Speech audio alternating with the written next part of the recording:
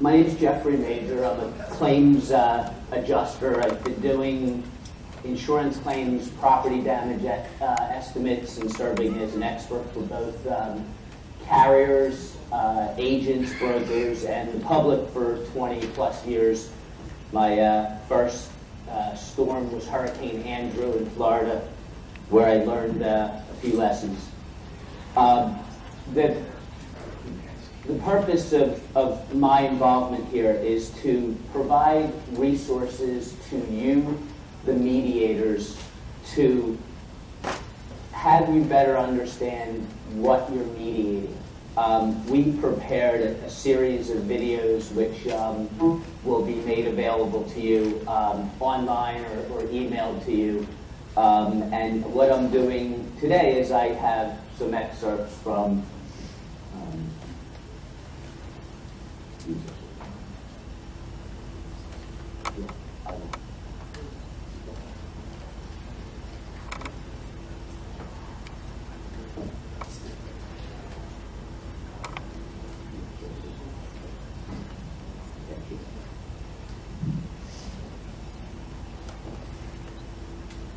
So the videos are basically going to hopefully help you understand what components you're dealing with.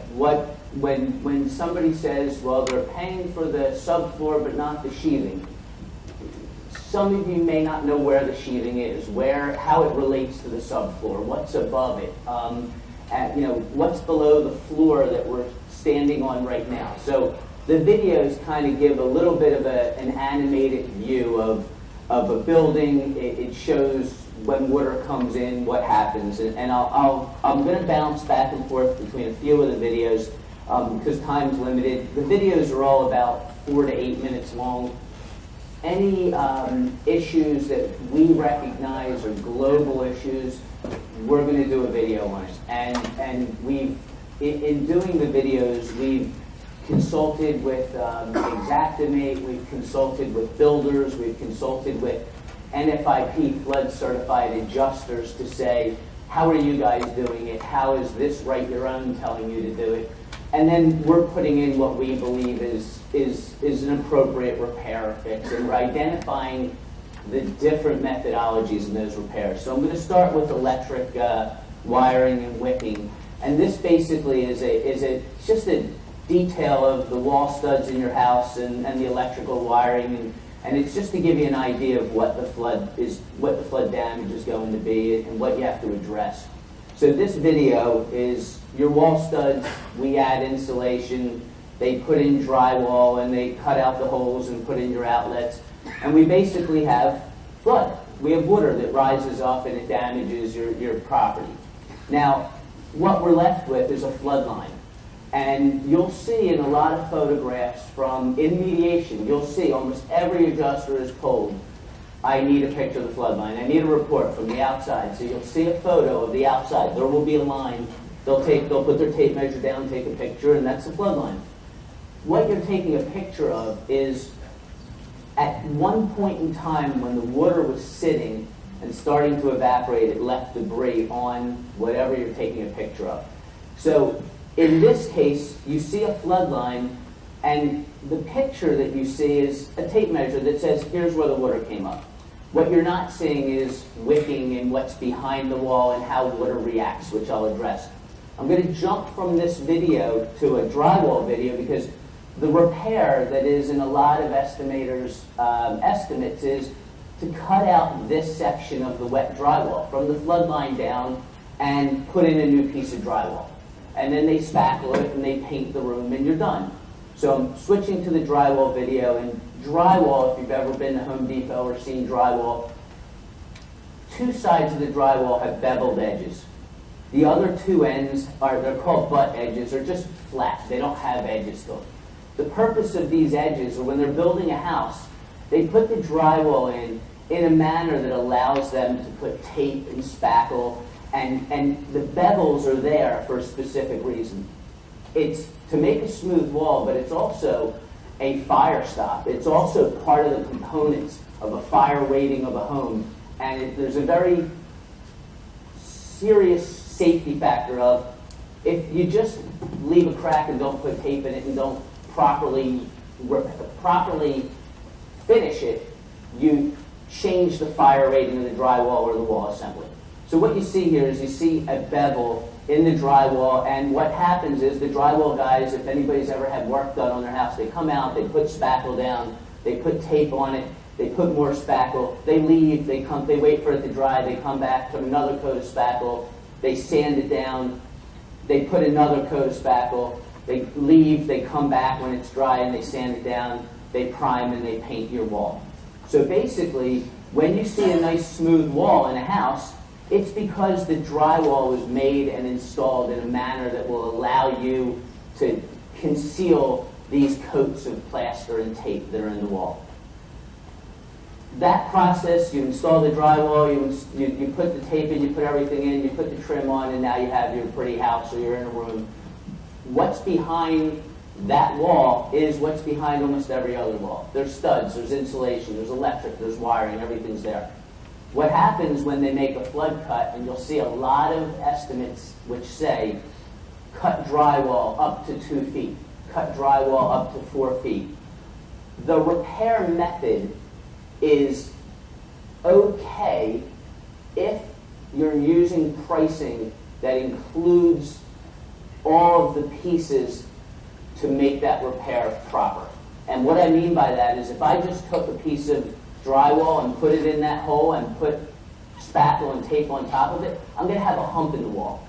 I can go into any home that had a flood cut and show you exactly where the tape lines are. That's not what you're covered for. You're covered not to have a hump in your wall. You're covered to have what you had before, which is a smooth wall. So if you're using an a la carte estimating database that says patch drywall, that's okay if you're then going to float the rest of the wall to make it even, or it's actually cheaper just to drywall the whole wall. So when you take that piece, that flood cut, and you put a piece of drywall that has no bevel in it, or you put a beveled piece of drywall up against a non-beveled where your cut is, you going back to we have a bevel, coming to this is what we repair a flood cut with. So we're doing the same process. We're putting mud down, we're putting tape on it, we're putting another coat on it, we're putting a second coat on, we're sanding it, we're putting a third coat on, we're sanding it. And if you can see here, if I just stack up 5 pieces of paper on this, it's going to be a hump. So what you'll see in differences in estimates are, did you just patch it? Or are you patching it and floating a skim coat over the whole wall? Or are you just ripping out the drywall, which, by the way, most remediation contractors did in a lot of these houses. There may have been a 4-foot flood line. I'm walking into a house and it's just gutted. And when we go back to the wicking part of this, you'll know why. So we wind up in a case where if you're taking a flood cut and you're not putting new drywall in, or there's methods of repair that are more money than what's used in a standard replaced drywall. So bouncing back to the electrical and the wicking, using where we left off of, I've got a water line of 8 inches up or 10 inches up, and I have a photo of it, and I'm estimating from that line down. What I'm not seeing is, if I look behind the drywall, I have insulation that has paper on it. The insulation wicks, the paper wicks. And you have your visible flood line, and then what you have in that same piece of drywall, you have a painted surface, gypsum, and you have paper on the back of it. It wicks up higher. You're not seeing that in the picture. So you'll see in some estimates where there may be an 8-inch watermark, but they're replacing 4 feet, or they're replacing a higher amount. What winds up happening when you have a 8-inch water line and it's category 3 salt water with God knows what is in this water. Oil tanks, battery acid, whatever overflowed from whatever pumping station, it's there. And the IICRC and the ASCI categorize that water and give specific protocols of how to remediate it. What happens is you have this cavity in your wall, that's filled with soaking wet materials, soaking wet drywall, soaking wet insulation, and that humidity just fills that cavity, and it's salt water. The gentleman from NOA said there was not a lot of fresh water in Sandy. It's salt water. There's some electrolysis thing that happens with salt water and metal, and if you have a lawn chair and you left it outside at the beach, you know what happens. That's what's in your walls. There was this big boardwalk fire that wound up being caused by electrical wiring that wasn't replaced from a storm. You'll see in a lot of estimates where somebody may just be paying for this little device or paying for the outlet, or paying for the outlet and wiring. That line item used in Xactimate or Simsol is for 8 feet of wiring. It's not covering all the wiring that's running underneath. A lot of adjusters for certain write-your-owns that were allowed to write square foot of electric have included that other wiring. So if you're a mediator and you're looking at a room and they say, well, they only paid $34, look at the back of the estimate. There may be something where they're paying a square footage for electric for the whole house, so they may have put it in the crawl space to address those issues. So this is a concrete block that sat in a shallow dish of water for a half a minute, 18 minutes, 64 minutes. Concrete is porous, it wicks, it sucks water up. Drywall, paper, insulation, all suck water up. This is a photo of a Sandy claim. You can walk in this house, look at a photo, and see 0 water on the floor. But you can see on the wall where the water is actually wicking up. The rate that it's wicking up is related to the density of the wood and a bunch of other factors. This is a great photo because this is a water line that's on a wall, on an interior wall. The photograph that is being taken of that water line is not of drywall, it's not of paper, it's of paint. So it's stuff that's stuck on paint. You're not going to see wicking on the face of the wall. What you're going to do is you're going to see it behind. So in this case, there was a 5 to 7 inch water line. We're up almost 15 inches above that. That is what is behind what you're looking at when you see the picture. In this case, you're framing, there's drywall. This is actually an exterior gypsum. It's exterior sheathing. Instead of it being plywood like this here shows you, we've got a framing of a house, and now we've got a plywood subfloor. This is your exterior sheathing. So in that house, it's not exterior sheathing. When the house was built, they used the gypsum. They actually used the drywall type substance. That's damaged. It was in the same amount of water this was in. It just, you can't see it unless, if you can assume, if I've got water up to here and I'm looking at an estimate and FEMA's already, or the NFIP adjuster's already agreed to replace the subfloor, and you can pretty much assume that this wood's also wet. This is completely delaminated and falling apart. This sat in my laundry room tub 2 nights ago for 30 minutes. Didn't sit in category 3 water for days. It's falling apart for that reason. That's the damage. It's important that you recognize when you're looking at an estimate and people, experts, are telling you, one builder or one adjuster saying, well, I didn't write that because of this. You know, if you go to your own house and look at it, and you look at how low your siding goes down below the inside floor of your house, underneath that siding is sheathing. So you should know those types of things. They're the types of things you'll see in the videos.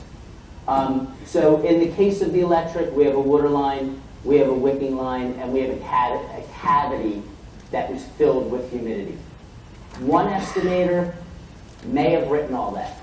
One estimator may not have. The young lady who spoke in the very beginning, I think it was one of the judges, said that she had a bunch of cases, and if she figured 2 hours a piece, it would take her a month. Imagine you're a CAT adjuster who normally gets 50 claims in a storm, and you just got 250. You're going, and one other thing that was different in Sandy, because I did it myself, is they're islands. You can't get there. You just can't. I sat going to the city of Long Beach for 2.5 hours before I turned around. And it was a 3-hour drive to wait 2.5 hours. So these guys who have 200 claims to see are going, and God bless them for doing it. They're not bad guys. They did their best. But they didn't have enough time. They didn't have enough time. They spent a half an hour there, an hour there. I had one lady complain to one of the attorneys. We had a 9 o'clock appointment. She was upset because it was 1:30 and we were still there, and the other adjuster only needed a half an hour. So when I go and I see 10 losses or 15 losses in a day, and all my files are sitting on my seat next to me, and somebody stops in front of me and I stop short and all my papers go, one room or one house may not have a living room, and if it's the paper, somewhere in Alabama or wherever the guy's from, and he did his best. He's not a bad guy. I will tell you almost certainly, because I participated in mediation for non-flood claims for the American Arbitration Association. I'm an adjuster. I've been doing this for 20 years. I own a construction management company. I've rebuilt homes. I've done restoration work. I know what's behind the wall. I know what it's going to take. You put me or any of the adjusters in a room with another adjuster, and they spend 15 minutes in that room. 10 to 12 minutes are going to be talked about what storms they did and who they worked for and all that. And 3 minutes they're going to say, well, look, I missed this, I did this, I'm high on this, you're low on this, and they'll settle the claim. No claims in 20 plus years I've done claims are still open and have never settled. They all settle. It's just a matter of the two guys working it out. Nothing against the attorneys. God bless you all. But I don't need one of you in a room. All the mediator has to do is say, you're the adjuster from this place? You're the adjuster? Okay, can you guys just work this out? Okay.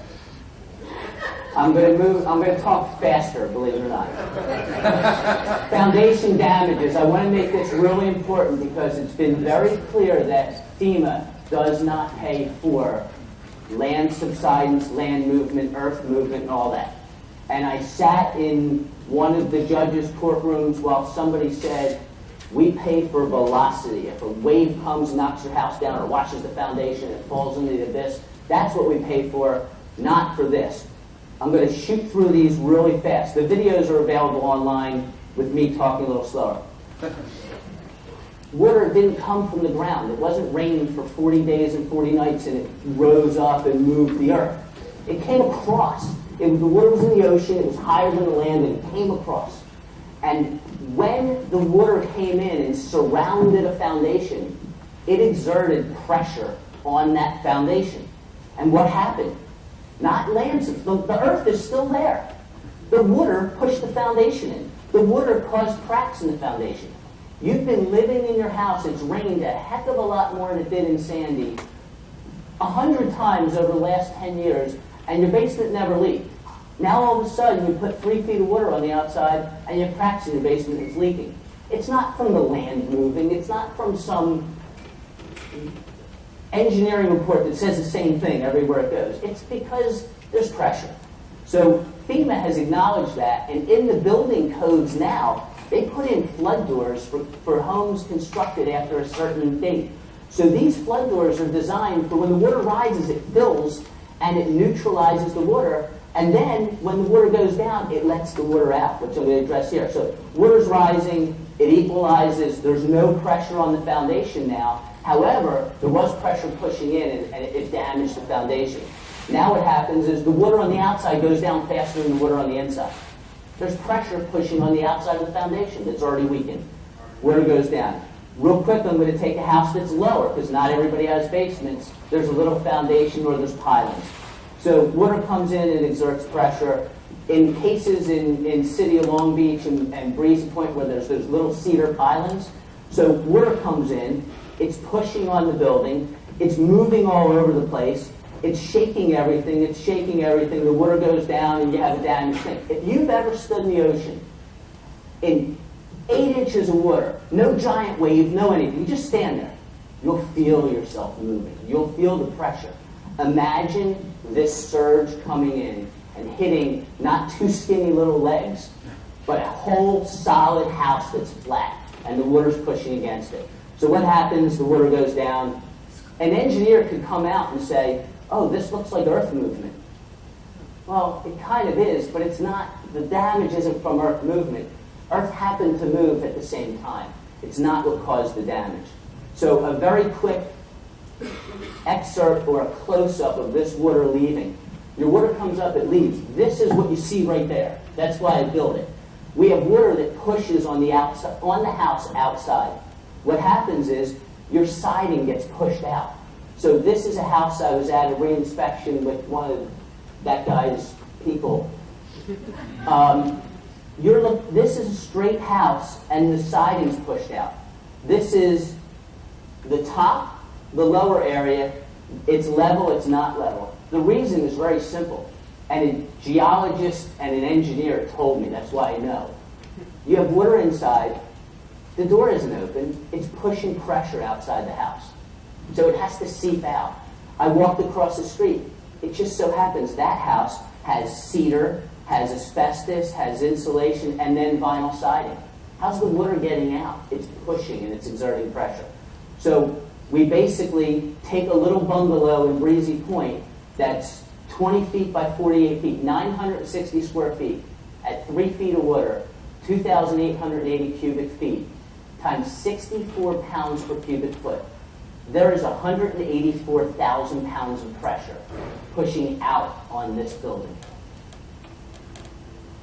Exterior sheathing, I'll do real quick in 40 seconds. You have sheathing. Go.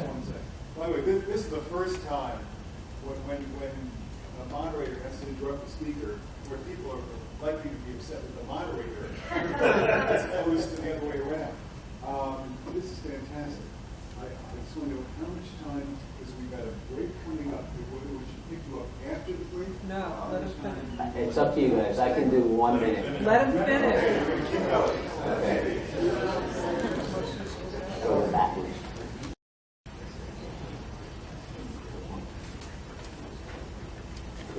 This up. Okay, so this is just a cutout. This is what your house looks like. It's framing, it's a subfloor, just like this piece. The walls, this is a very important piece because there's a big difference with it. Some adjusters have paid for sheathing for a subfloor. They use Xactimate or SimSaw. They're programs that NFIP adjusters use. You will see when you look at an estimate, it'll say Xactimate, it'll say SimSaw on it. It'll have on the page, you'll see there's actually a date of the price list that they use. One of the videos will address that. It's an important piece to understand because the price lists come out monthly. Look at the date of the estimate. If the price list is from November 1st, it is my opinion that that price list does not include factoring for Sandy. It does not. It's regional. It's meant for your area, but it takes a month or two for those prices to show up. How do those prices change? What happens is if I write an estimate and I call Xactimate, I actually go online and I chat with them and I print out all my chats. I say to the pricing nerd on the other side, because that's what he lives for, is to tell you why he put that number in. I say to him, there's a line item for remove and replace sheathing. And I get it. I know what it's for, remove and replace the subfloor. But there's a wall on top of the subfloor. Does that include that? Because if it does, it's not really in every room, it's different. He says, no, not at all. That price that we have is just to rip it off. If there's any stuff on it, clean off the stud and put the new one down. So I say to him, okay, well, what do I use to do the wood under the wall? By the way, the rest of the house is sitting on the wall, which is sitting on the subfloor. So he says, well, you can put labor in. You can put carpenter's labor, mechanic's labor. You can put those items in, or just change the price for subfloor to include that. Now, here's a very important piece, because I agree with every single thing that's written in the NFIP policy. It's written in English. It's written in a much clearer English than a lot of things that you guys write. They pay for limits, the lesser of, replacement cost of same, like, kind, and quality, or the amount actually spent to repair or replace. I just want to interject right here for a second. Sure. There was a representation by Mr. DeBorgia from FEMA that the majority of homeowners, because we're a year and a half out, have made their repairs. That is not our experience. If the people have not received their insurance funds, the majority of people that we represent do not have the ability to make the repairs until they receive the funds. So most of our clients are working off the estimated cost that they anticipate the repairs will be, which is option 2 under the CFR guidelines, that the insured can be paid based on the estimate. They are not required to make the repair first and then get reimbursement. That's what I was going to say next. Okay, so when you're dealing with the subfloor and you're not addressing what's under the wall, what happens is this. FEMA pays Aunt Mary and Uncle Jim to replace the subfloor, and they hire a contractor, and they take a saw and they cut along the wall. So 1.5 inches, or as wide as the saw guide is, which is what they lay down and go along it is, the sheathing is replaced on the inside, but not from that point out. By the way, the part that's under the wall is the most important part to replace. It's damaged, it's rotting away, the nails are doing electrolysis and rusting, and it is exactly, because all the pressure of the house, and when it snows, the snow load goes on the house, it is exactly what's compressing that wood that's going to cause cracks in your house for the rest of your natural life. It is when you say, were repairs made, when you're a mediator and you ask, were repairs made? Ask what repairs were made. Because if you have a hardwood floor and you just happen to not get enough money and you put carpet in, yeah, I can walk out and walk in and say, oh yeah, repairs have been made. How much did you spend?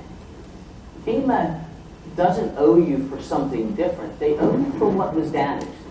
They owe you the undisputed actual cash value, the depreciated value, and in some cases the replacement cost if you replace. That is what the policy is. It is the basic principle of insurance. If you had hardwood floors, you're entitled to the depreciated value of the hardwood floors.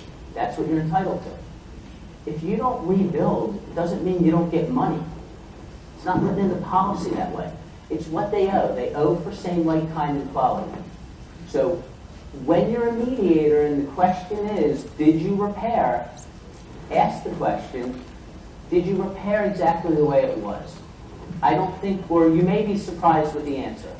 I've found that I have not come across 3 people in hundreds of claims that have replaced exactly what they had. And I don't mean, okay, you had a living room in your lower level or basement and you didn't get that. I mean for areas that are covered property, covered loss, etc. So bouncing back to exterior sheathing. Here's the detail of the house. Here's your subfloor. This is exterior sheathing. The exterior sheathing goes below the subfloor. What happens is you have your subfloor, the walls get built on top of it, the exterior sheathing gets put in, water comes up, it goes down. The floor's wet, so's the exterior sheathing. And what we have is we have a situation where the FEMA adjuster is paying for trim, he's paying for drywall, whether he's paying for a flood cut or not. He's paying for this subfloor, but he's not paying for this sheathing. Here's pictures of damaged, rotted sheathing. It's what's there. Now, when we sit there and we say, okay, they wrote an estimate and they get paid more money if they give you money, that's not, it is the case, but I can tell you, how do I stop this? Right there. That's fine, this is stuff. So what happens is, FEMA writes a policy, and they administer the policy. A write your own or a independent adjusting company hires independent adjusters. They're sent out and they're told, this is what you write, this is how you write, this is what database you're using, this is what you need to do. So what happens is, they're going out, they're looking at something, they're writing an estimate. What comes out of it is what it is. Backwards. Hang on a second. Yeah, okay, I'm done. If anybody has something that they see globally, just shoot an email, and a video within 48 hours will be up online. It'll explain it in plain English. We want to thank you very much.